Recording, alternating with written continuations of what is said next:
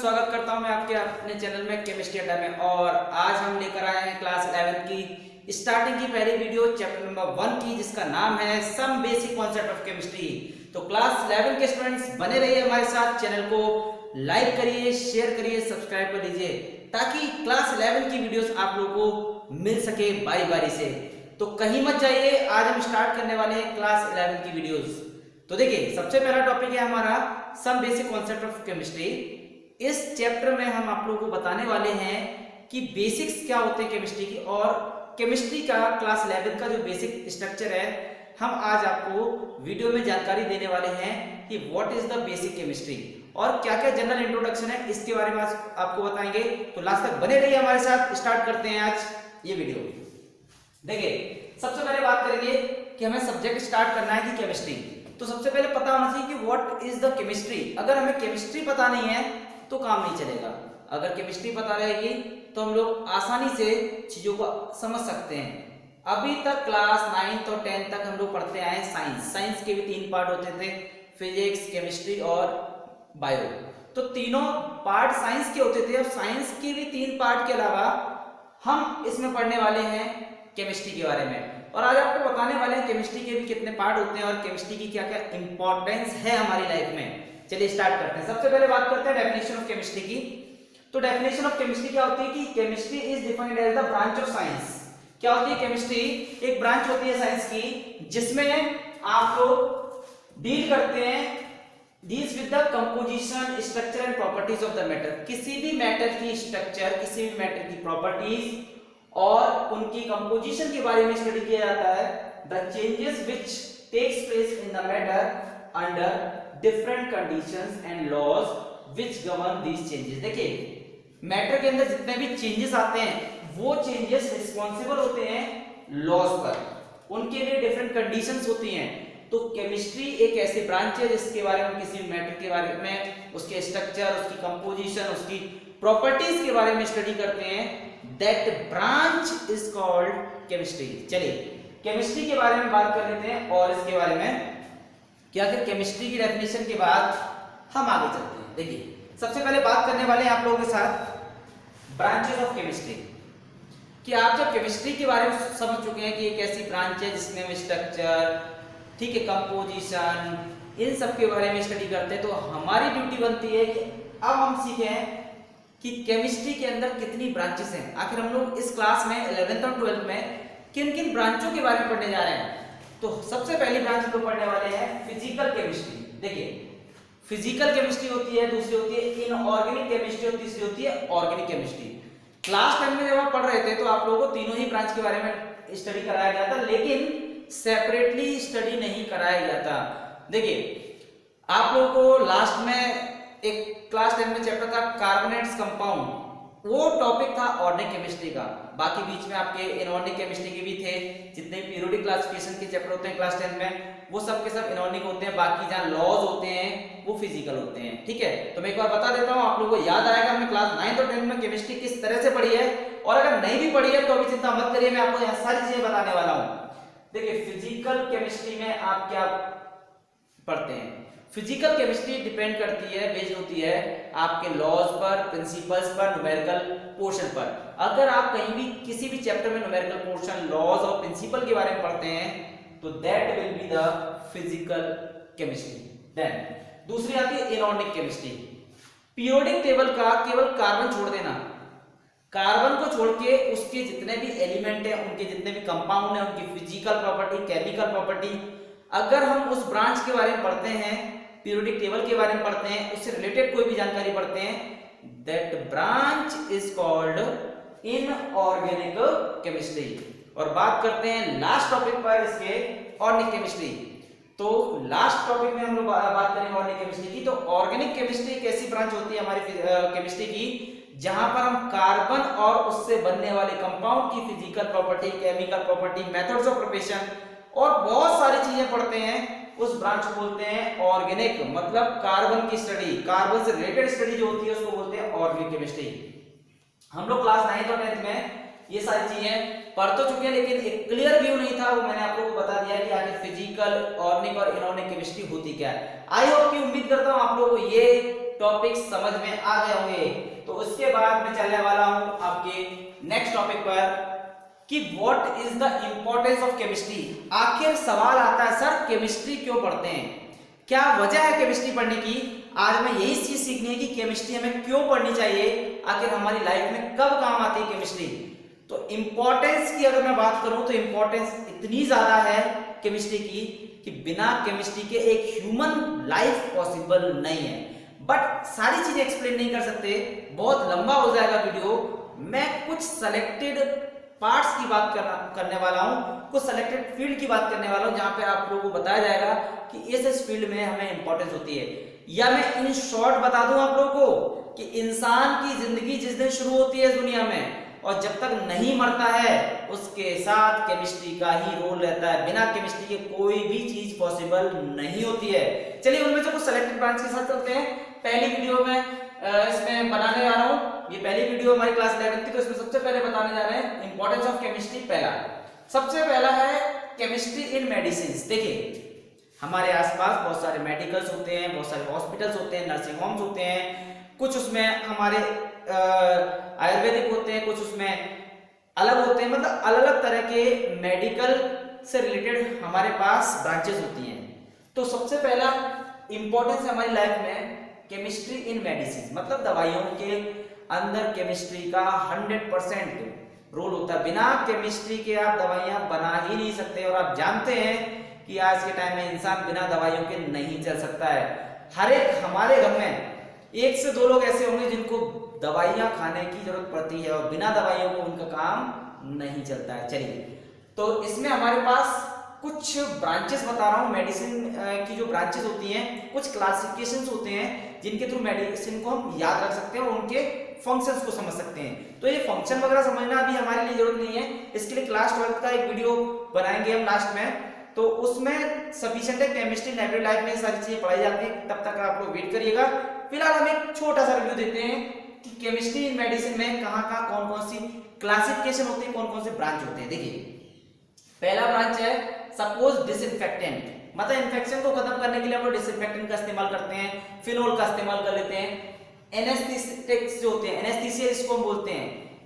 Hospitals में किसी भी इंसान का ऑपरेशन किया जाए तो उस दौरान दिया जाने वाला जो केमिकल होता है, जो मेडिसिन होती है, दैट इज कॉल्ड एनेस्थीसिया, उसको बोलते हैं एनेस्थेटिक्स। ठीक है, अगला मैंने लिखा हुआ वैक्सीन। हम सभी जानते हैं छोटे छोटे बच्चे जब होते हैं, हम सब छोटे रहे हैं, हमें बचपन में कुछ इंजेक्शंस लगाए जाते थे ताकि कुछ बीमारियों की रोकथाम जैसे की जाए, जैसे पोलियो हो गया, टेटनस हो गया, हेपेटाइटिस बी हो गया, ऐसी बहुत सारी बीमारियां जिसके इंजेक्शंस यानी कि वैक्सीन हमें पहले ही लगा दिए जाते ताकि बीमारियां हमारे आसपास ना आए। ठीक है, और ये गवर्नमेंट के थ्रू हमारे लिए फ्री ऑफ कॉस्ट होता है। चलिए आगे बात करते हैं एनाल्जेसिक। एनाल्जेसिक मतलब ये होते हैं पेन किलर होते हैं, जैसे आपका ब्रूफेन हो गया, पैरासीटामोल हो गया, ये पेन रिलीविंग सब्सटेंस होते हैं इनके अंदर एनाल्जेसिक।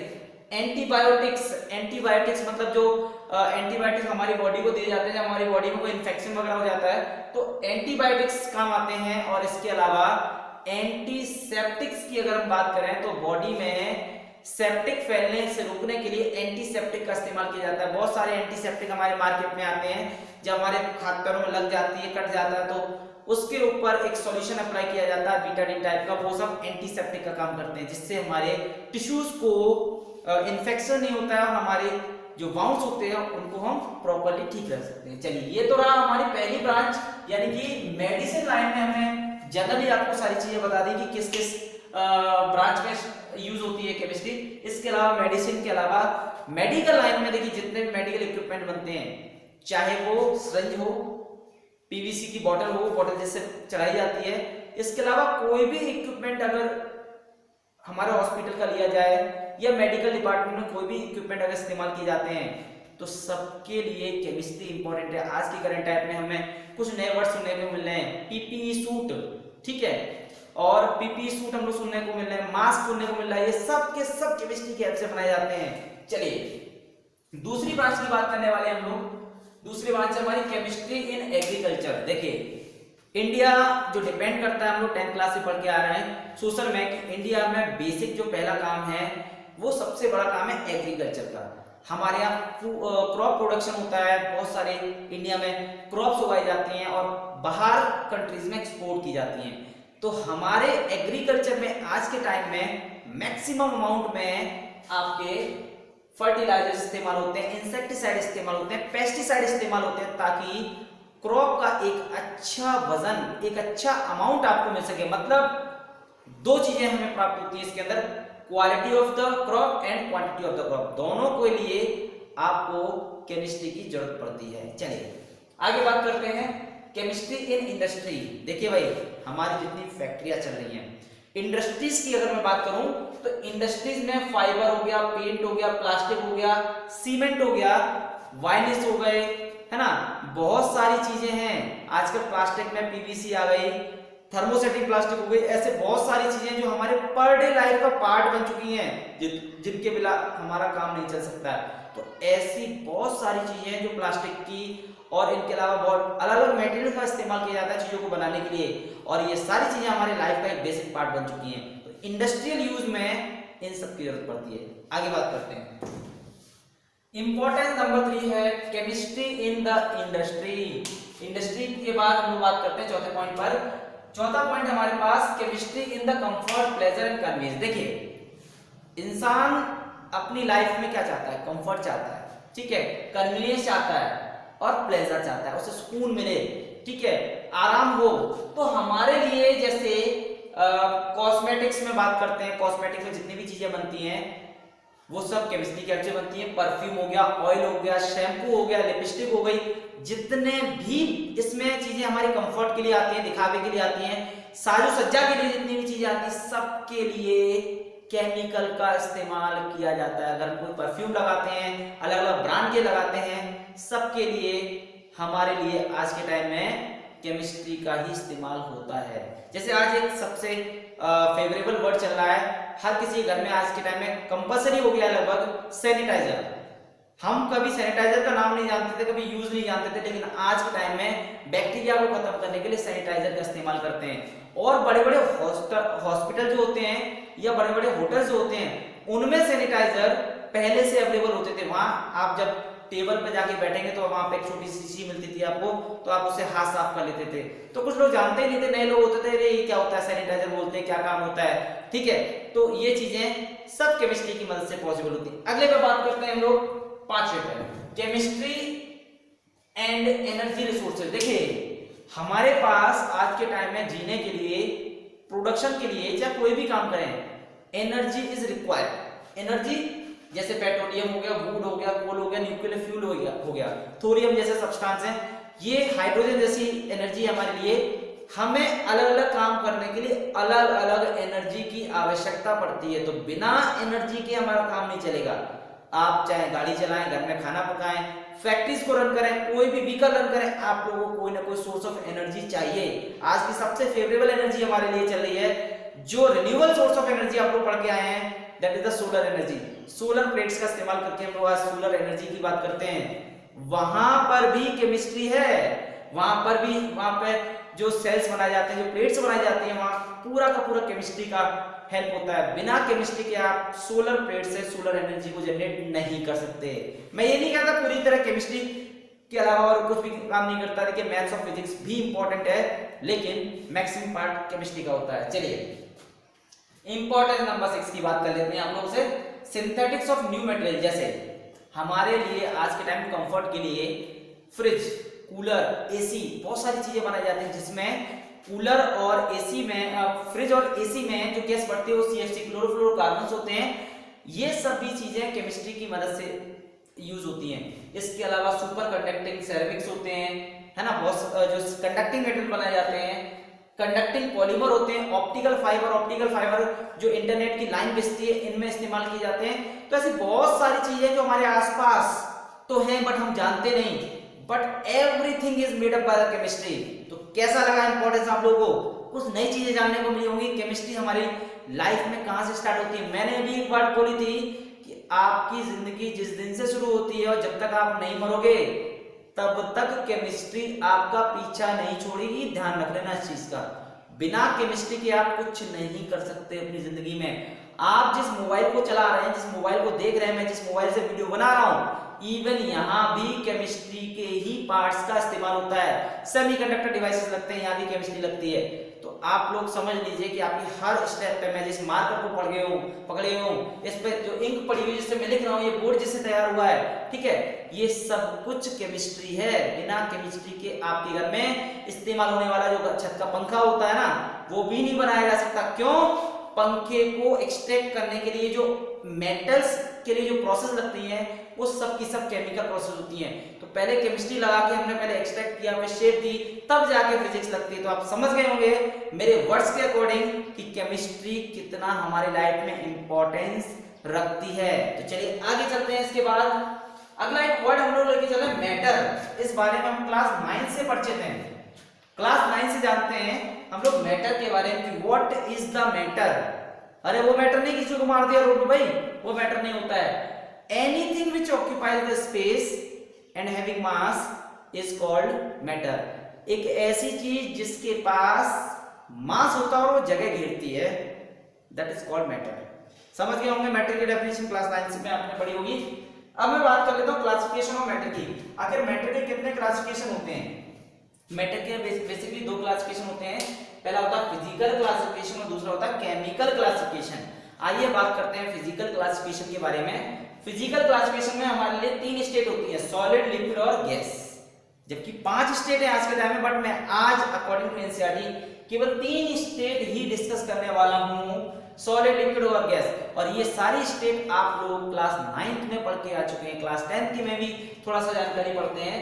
तो मैं बात करता हूं सॉलिड, लिक्विड और गैस की, थोड़ा सा रिव्यू देने वाला हूं आप लोग। देखिए, सॉलिड्स आर दो substances which having the definite shape and definite volume. Substance ऐसे जिनके पास डेफिनेट शेप हो जाए और डेफिनेट वॉल्यूम हो जाए, उनको बोला जाता है सॉलिड्स। और दूसरा होता है लिक्विड्स। क्या होते हैं?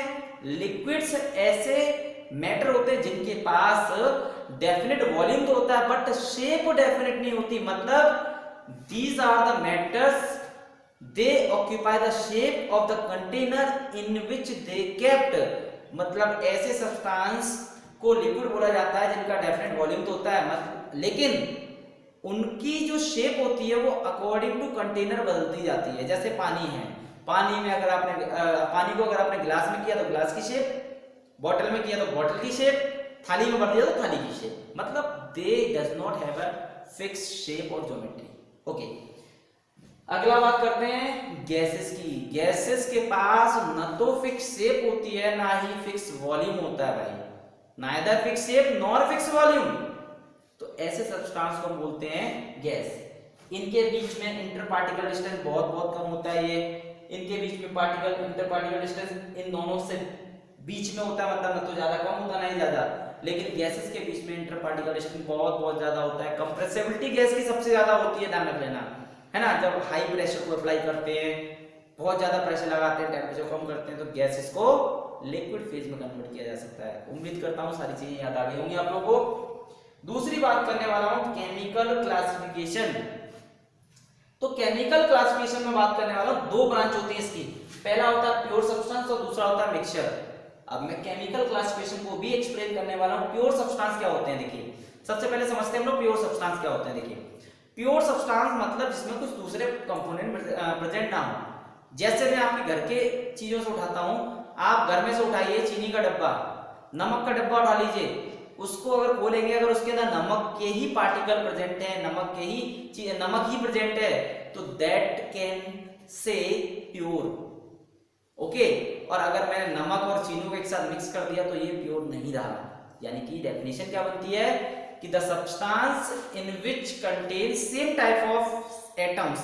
ऐसे सब्सटेंस जिनके पास सेम टाइप्स के एटम्स और मॉलिक्यूल्स प्रेजेंट होते हैं, that is called pure substance. और इन प्योर सब्सटेंस के भी 2 पार्ट होते हैं।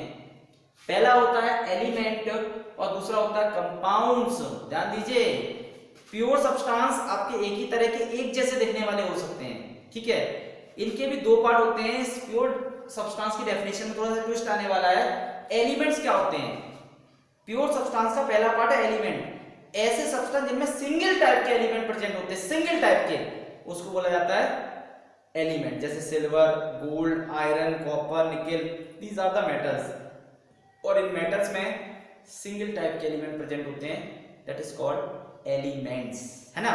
तो इसीलिए इनको ना टेबल में जो बोला जाता है, जितने भी एलिमेंट्स होते हैं, जो सब्सटेंस होते हैं, इनको एलिमेंट क्यों बोला जाता है, क्योंकि इनके मैं अगर कार्बन की बात करता हूँ, नाइट्रोजन की बात करता हूँ, ऑक्सीजन की बात करता हूँ, तो इनके लिए केवल सिंगल टाइप के एटम्स प्रेजेंट होते हैं, इसलिए इनको बोला जाता है एलिमेंट्स। देन दूसरी बात करने वाला हूं मैं कंपाउंड्स की। कंपाउंड्स क्या होते हैं कि जब दो या दो से ज्यादा एटम्स को मिलाकर एक सिंगल मॉलिक्यूल बनाया जाए, ध्यान देना, whenever two or more than two atoms are combined together to form a single molecule, this is called compounds। लेकिन एक और चीज ध्यान रखना, कंपाउंड्स और एलिमेंट के लिए हमें ध्यान रखना होगा कि दोनों में क्या क्या सीखना है। एलिमेंट और कंपाउंड में, एलिमेंट में सेम टाइप के एलिमेंट, कंपाउंड में क्या होता है कि दो या दो से ज्यादा एटम कंबाइन करते हैं, वो भी एक फिक्स रेशियो में होते हैं। इस बात को जरा नोट कर लेना कि कंपाउंड के अंदर जो एटम कंबाइन करते हैं उनके पास डेफिनेट प्रोपोर्शन होता है, बिना डेफिनेट प्रोपोर्शन कंपाउंड नहीं बनते, और अगर ऐसा होता है तो फिर वो मिक्सचर बन जाते हैं। ठीक है, चलिए, तो प्योर सब्सटेंस आई होप समझ में आ गया होगा कंपाउंड और एलिमेंट्स के बारे में। अगर कोई कंफ्यूजन है तो मुझे आप पूछ सकते हैं। मैंने वीडियो में के डिस्क्रिप्शन में अपना कांटेक्ट नंबर दिया है, व्हाट्सएप नंबर दिया है, आप लोग अपना कॉल करके या व्हाट्सएप के थ्रू अपने डाउट्स भी पूछ सकते हैं। ठीक है, अब मैं बात करने वाला हूं मिक्सचर की। देखिए, मिक्सचर सिंपल, दो चीजें उठा के मिला दी, इसको बोलते हैं मिक्सचर। ठीक है, mixture is what when two or more than two matters are mixed together in any proportion, ध्यान देना, in any proportion, this is called mixture. जिसमें कंपोजिशन फिक्स होता है वो होता है कंपाउंड, और जिसमें कंपोजिशन फिक्स नहीं होता वो होता है क्या, मिक्सचर, है ना। सिंपल सा एग्जांपल, घर में चीनी होती है, चीनी का फॉर्मूला होता है C12H22O11 सुक्रोज। जिसके कार्बन, हाइड्रोजन और ऑक्सीजन फिक्स हैं, उनमें कम या ज्यादा नहीं हो सकता, तो क्या हो गया, कंपाउंड। वाटर का फॉर्मूला होता है H2O, तो H2O के अंदर दो हाइड्रोजन होते हैं, एक ऑक्सीजन होती है, फिक्स है, इसका कंपोजिशन चेंज नहीं हो सकता, इसलिए ये कंपाउंड है। और घर में से अगर मैं किचन में घुस जाऊं और किचन में से नमक, चीनी, आटा, दाल सब एक साथ मिला लेता हूं, तो उसको बोलेंगे मिक्सचर। ध्यान दीजिए, मिक्सचर बोलेंगे उसको। नमक और बूरा मिलाते हैं तो ये भी मिक्सचर बोला जाएगा। अब मिक्सचर के बारे में आप लोगों को कुछ इंपॉर्टेंट चीजें बता देते हैं कि आखिर मिक्सचर भी दो टाइप के होते हैं। कौन कौन से दो टाइप के मिक्सचर होते हैं? देखिए, पहला टाइप होता है मिक्सचर का होमोजीनियस और दूसरा होता है हिटरोजीनियस। दोनों वर्ड्स का मतलब सीख लेना, काम आगे आने वाला है। हालांकि आप लोग पढ़कर आए इसको, अगर नहीं भी पढ़कर आए तो सुनते रहिए। देखिए, होमोजीनियस और हिटरोजीनियस मिक्सचर की मैं बात करने वाला हूं। होमोजीनियस मिक्सचर का मतलब हो गया कि जब दो या दो से ज्यादा कंपाउंड को आपस में मिलाया जाए, सब्सटेंस को मिलाया जाए, और अगर उनके कंपोनेंट आइडेंटिफाई ना हो, इन शॉर्ट मैं ऐसे बोल सकता हूं कि जिनके कंपोनेंट सेपरेबल ना लगे, यानी कि यूनिफॉर्म मिक्सचर बना लें। एक वर्ड मैंने बोला uniform. When two or more than two substance combine together, mix together in a uniform way, uniform way में एक जैसा अगर दिखने लगता है तो दैट इज कॉल्ड होमोजीनियस। मतलब जिसके अंदर दो या दो से ज्यादा पार्टिकल जो मिलाए जा रहे हैं, अगर उनके कंपोनेंट को मैं आइडेंटिफाई अगर नहीं कर पा रहा हूं तो दैट इज कॉल्ड मिक्सचर। तो उसको आप बोलेंगे मिक्सचर। जैसे हमने पानी में चीनी को मिला दिया, ठीक है, तो पानी में चीनी के पार्टिकल को हम आइडेंटिफाई नहीं कर सकते, कहां गया चीनी का पार्टिकल, इधर है पानी का, तो यूनिफॉर्म में हम देख नहीं सकते। यूनिफॉर्म मतलब एक जैसा, तो दैट इज कॉल्ड होमोजीनियस। ठीक है, देन हिटरोजीनियस का मतलब क्या होता है? ऐसे कंपोनेंट जिसके अंदर दो या दो से ज्यादा चीजें तो हम मिलाएंगे, बट उनके अंदर हर एक कंपोनेंट आपको सेपरेट दिखाई देगा। You can see every component with the help of microscope separately. यानी क्या हो गया? नॉन यूनिफॉर्म मिक्सचर अगर होगा, दो या दो से ज्यादा चीजें मिलाई जाती है और अगर नॉन यूनिफॉर्म दिखती हैं, then such mixture is called heterogeneous mixture. ध्यान देना, होमो का मतलब होता है यूनिफॉर्म, एक जैसा दिखेगा आपको, और हिट्रो का मतलब होता है नॉन यूनिफॉर्म, जो एक जैसा नहीं दिखेगा। और होमोजीनियस सॉल्यूशन, इस होमोजीनियस मिक्सचर का एक स्पेशल नाम रखा गया है, दैट इज कॉल्ड सॉल्यूशन, जिसके बारे में आगे लेके आने वाला हूं वीडियो।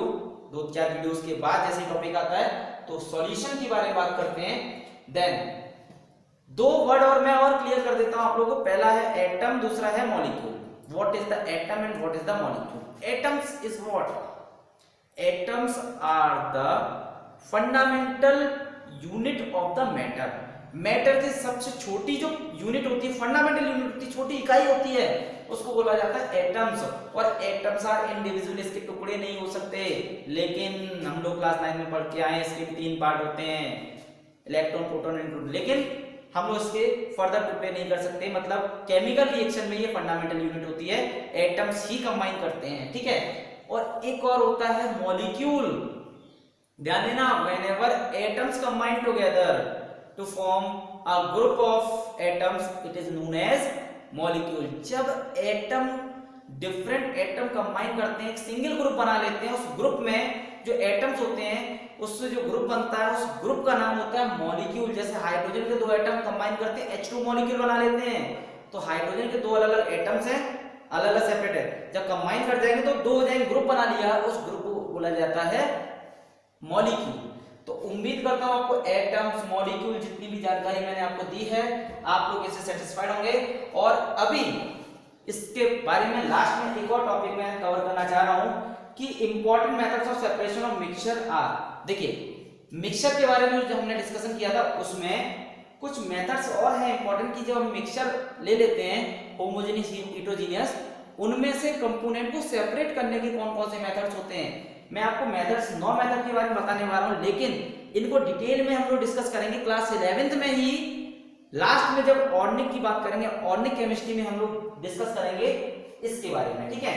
तो ऑर्गेनिक केमिस्ट्री में जब हम बात करेंगे तभी इसके लिए चलते हैं आगे, ठीक है। चलिए आइए देखते हैं आगे।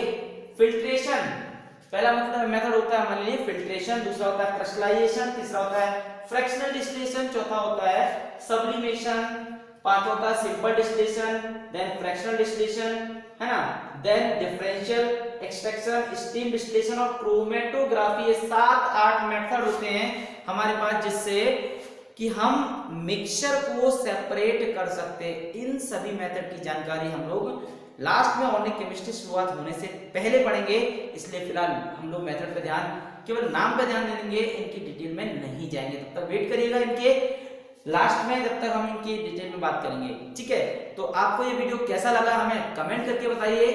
कमेंट में आप लोग बताना है आपको समस्या क्या क्या आती है केमिस्ट्री रिलेटेड, क्या आप लोगों को फोबिया है केमिस्ट्री में, आप लोग कमेंट करके मुझे जरूर बताएं।